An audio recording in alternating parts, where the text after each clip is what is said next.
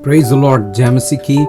मैं हूं आपका भाई प्रभु का दास पास्टर अतुल मैसी, और मैं परमेश्वर को धन्यवाद देता हूं आप सबके लिए। आपके द्वारा भेजे गए कमेंट्स, प्रार्थना के निवेदन और फ़ोन कॉल्स हमारे लिए बहुत महत्वपूर्ण हैं, और सच में मैं परमेश्वर को धन्यवाद देता हूं।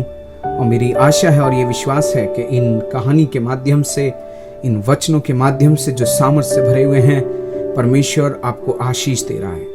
मैं एक बार फिर से आपके साथ हूँ, नए वचनों के साथ में, नई आशीषों के साथ में, नए अभिषेक के साथ में। तो आइए क्यों न चलते हैं। एक बार एक व्यक्ति रास्ते से अपने घर जा रहा था, तभी अचानक उसकी नजर दो विशाल हाथियों पर पड़ी। दोनों हाथियों के पैर एक पतली सी रस्सी से बंधे हुए थे। ये देखकर उसे बड़ा अचंभा हुआ।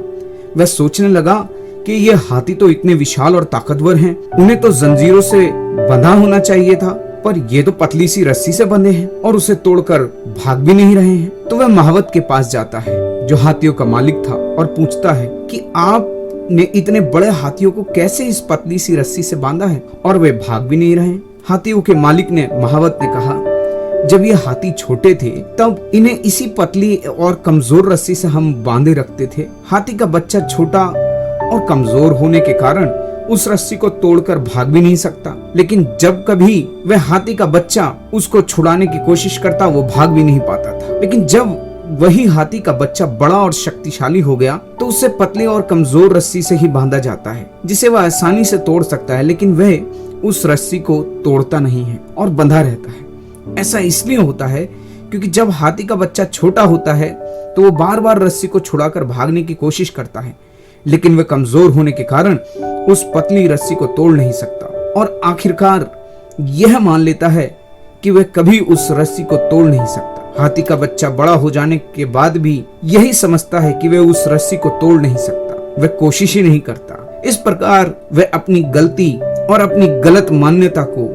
जिंदगी भर अपने साथ लेकर के चलता रहता है और एक छोटी सी रस्सी से बंधा रहता है, जबकि वह दुनिया के सबसे ताकतवर जानवरों में से एक है। आज हमारे जीवन में भी इसी प्रकार हो रहा है। हम एक दो बार प्रयास करते हैं, जब कुछ नहीं होता तो हार मानकर बैठ जाते हैं। कई बार संसार से, तो कई बार अपनी गलत आदतों से, कई बार मुश्किलों में, तो कई बार समस्याओं में, और जीवन भर उन्हीं के सहारे और उन्हीं में जीवन बिताने लगते हैं, यह सोचकर कि शायद परमेश्वर की इच्छा यही है।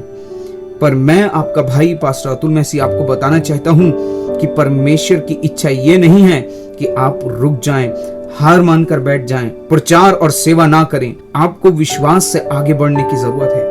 मत्ती रचित सुसमाचार उसका 9 अध्याय और उसका 29वां वचन में यीशु ने कहा, तुम्हारे विश्वास के अनुसार तुम्हारे लिए हो। इब्रानियों उसका 10 अध्याय और उसका 38 वचन में परमेश्वर का वचन कहता है, मेरा धर्मी जन विश्वास से जीवित रहेगा, और यदि वह पीछे हट जाए तो मेरा मन उससे प्रसन्न न होगा। जब आप हार मान लेते हैं और रुक जाते हैं तो परमेश्वर दुखी होता है।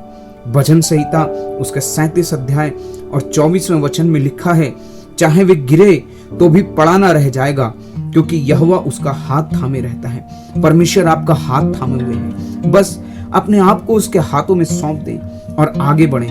व्यवस्था विवरण उसका 20 अध्याय और उसका 3रा वचन कहता है, तुम्हारा मन कच्चा ना हो, तुम मत डरो और न थरथराओ और न उनके सामने भय खाओ। परमेश्वर आपके साथ है। यीशु ने कहा, प्रयत्न करने में आलसी ना हो। गिरना या गिर जाना हारना नहीं है, पर गिर कर फिर से खड़े ना होना और न दौड़ना हार है। परमेश्वर अपने वचन के द्वारा मुझे और आपको आशीषित करना चाहते हैं। मेरे भाई मेरे बहन, परमेश्वर की इच्छा क्या है? मैं अपने जीवन के लिए परमेश्वर की इच्छा कैसे जान सकता हूँ? परमेश्वर की इच्छा जानना महत्वपूर्ण है। यीशु ने कहा कि उसके सच्चे अनुयायी वे हैं जो उसके पिता की इच्छा को पूरा करते हैं। जो कोई परमेश्वर की इच्छा पर चले, यीशु ने कहा, वही मेरा भाई और वही मेरी माता है। मरकुस रचित सुसमाचार उसका 3 अध्याय और उसका 35वां वचन। 2 पुत्रों के दृष्टांत में भी यीशु महायाजकों और शास्त्रियों को पिता की इच्छा पूरी ना करने के कारण फटकारते हैं। विशेष करके वे न पछताए और न विश्वास किया। मत्ती रचित सुसमाचार 21-32।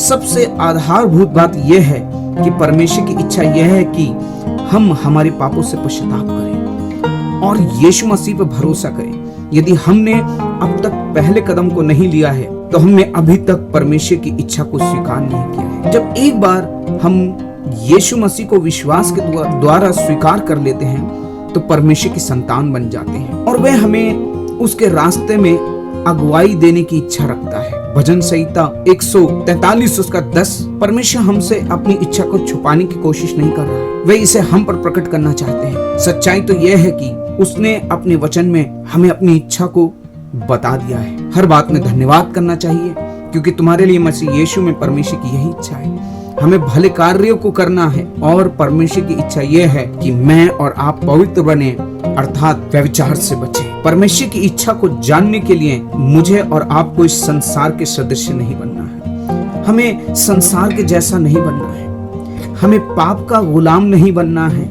हमें अपनी आदतों का गुलाम नहीं बनना है। हम अपने स्वभाव का हमें गुलाम नहीं बनना है।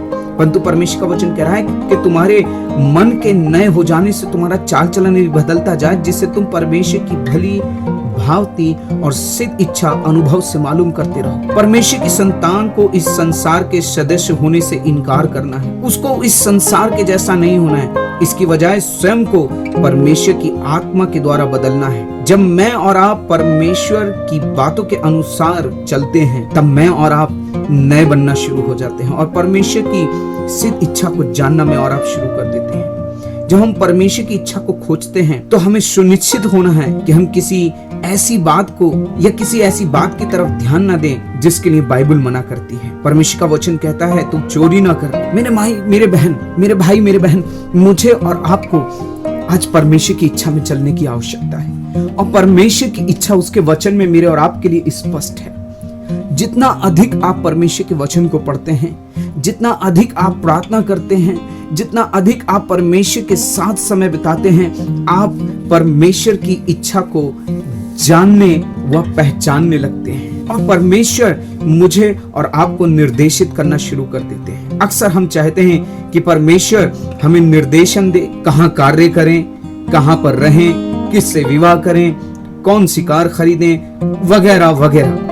परमेश्वर हमें चुनाव करने की अनुमति देते हैं और यदि हम उसके अधीन होते हैं तो वो हमारे गलत चुनावों को रोक देते हैं। जितना अधिक हम व्यक्ति को जानते चले जाते हैं, उतना अधिक हम उसकी इच्छाओं से परिचित होते चले जाते हैं। उदाहरण के लिए, एक बच्चा सड़क की दूसरी तरफ गेंद फेंक देता है और फिर उस तरफ नहीं जाता, परंतु उसे लाने के लिए अपने पिता की तरफ देखता है और वो जानता है कि उसके पिता नहीं चाहता कि वो सड़क पार करे, लेकिन वो एक बात को जानता है कि परिस्थिति कोई भी क्यों ना हो, हालात कोई भी क्यों ना हो, पिता उसके लिए कार्य करता है। मेरे भाई मेरे बहन, मैं आपको उत्साहित करना चाहता हूँ, परमेश्वर की इच्छा है कि आप उसके वचन के अनुसार चलें और जब आप परमेश्वर के वचन के अनुसार चलते हैं तो परमेश्वर वो करना शुरू करते हैं जो आपके लिए उचित है। मैं आपका भाई प्रभु का दास आपके लिए निरंतर प्रार्थना कर रहा हूं और मैं आपको उत्साहित करना चाहता हूं कि आज अपने आप को कमजोर समझना बंद कीजिए। आप अपनी निराशाओं पे जय पा सकते हैं, आप अपनी बुरी आदतों पे जय पा सकते हैं। ऐसी कोई भी बात नहीं है जो आप कर ना सकें, जो आप छोड़ ना सकें। परमेश्वर पे भरोसा कीजिए, उससे प्रार्थना कीजिए और मसीह में अपनी ताकत को पहचान करके आगे बढ़िए। परमेश्वर आप सभी को आशीष दे। God bless you.